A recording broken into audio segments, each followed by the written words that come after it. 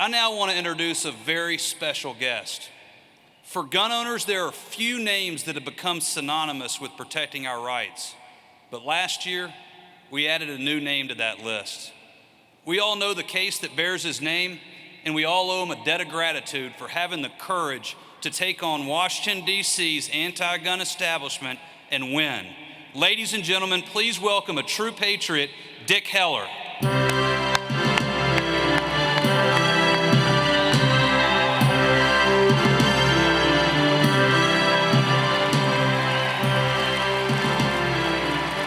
Freedom! Freedom! Let's hear it! Freedom! Wow, thank you, freedom! Well, hello, freedom lovers everywhere out there, and the people that aren't here out in the biosphere and in the airways. I'm Dick Heller, and I'm here with my associate today, the president of the United States Bill of Rights Foundation, whose name is Dane von Breikenrickart. And he is the master strategist that actually saved this case for you and for me. Thank you, NRA, for inviting me here today. And I thank all of you folks for investing your lives, your fortunes, and your sacred honors for standing strong and preserving and fighting for our rights. This weekend is not about me. I certainly appreciate the applause, though. It's about you. It's about a new beginning in our legal battles, our commitment to freedom, and what you can do to fight for our Second Amendment rights. Dane and I worked on the development of the D.C. gun case together for 15 years, while also trying to convince others to join us in this desperately needed lawsuit before the court changed its political complexion. Well, as you know, we won the case, and now we traveled as a team. Thank you. And the Bill of Rights Foundation, my associate Dane, handles all the legal issues for me. Now, I'm from Washington, D.C., and it's like a tiny foreign country sometimes, where it seems like the lawmakers make it up as they go along when it comes to the Constitution. They're weak on the First Amendment, the 10th Amendment, the 14th Amendment, and they certainly don't have any use for the Second Amendment. As an example, there's a D.C. council member who is a constitutional law professor at George Washington University, who stated in a public forum that the reason she voted for all the D.C. gun control laws was, are you ready for this? A constitutional law professor voted against the Constitution because she wanted the vote to be unanimous, to show harmony on the D.C. Council. That's what our younger generation is getting. If that's not government by whim, I don't know what is. And that, my friend, tells you what little regard, contempt, actually, some politicians have for the rule of law, your rights, and especially the Second Amendment. Your Second Amendment right to defend your life is simply irrelevant to them. They have a political agenda. And understand, our elected officials are not the only ones we have to worry about. The unelected ones are even worse. They're called the United Nations. And when they pass a gun control resolution that our president signs as a temporary agreement of understanding, and it's only temporary, you can bet your grandkids' freedom that what follows will be the loss of the Second Amendment and then our American sovereignty. Folks, this gunfight will never be over. It's really just now beginning to turn another corner with new rulings from the court and a new beginning to all of us who understand what liberty really means.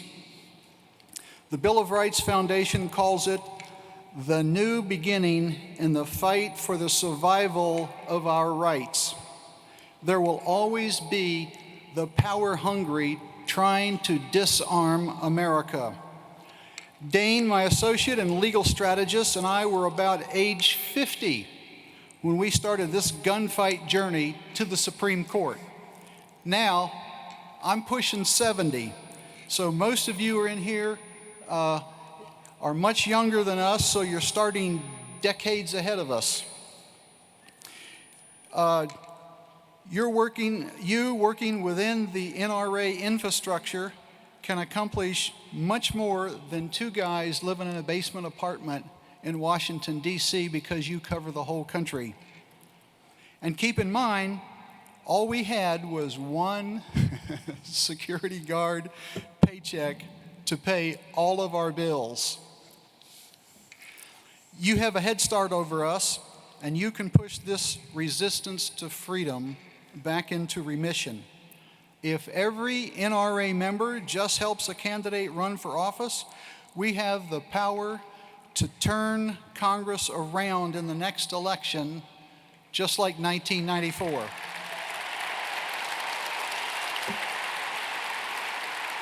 Then we'll have freedom, freedom. However, we can all do more. If you're in here today and out there listening, we know you're freedom lovers, but we need to step up to the firing line and become freedom fighters for our rights. Yes, I can intend to continue my fight in the courts, work elections, and I hope all of you will join us to make great things happen. Please feel free to visit me at the Charter Firearms booth and tell me about your ideas. That's where I'll be. Tell me about your ideas and your plans for number one, helping enroll at least one new NRA member. See how powerful that would be? Just one. And number two, your ideas for helping get a lower spending, tax cutting, Second Amendment advocate into office.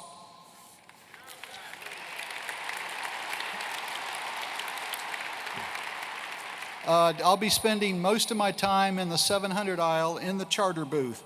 And after that, I'll be out there with you in the trenches with the National Rifle Association doing the exact same thing you all are doing, because the Heller Foundation, the Bill of Rights Foundation, and the NRA are on the same team in the same one army, fighting one common enemy.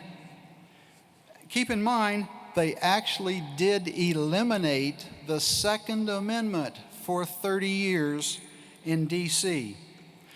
Our opponents, you could call them enemies, are well organized and they're strongly funded.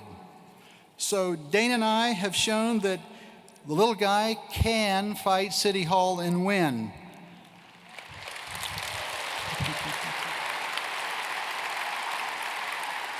Just do it, because if you don't, City Hall wins. So, what do you want? Government by whim or government by objective, reasoned law? Your choice. Thank you.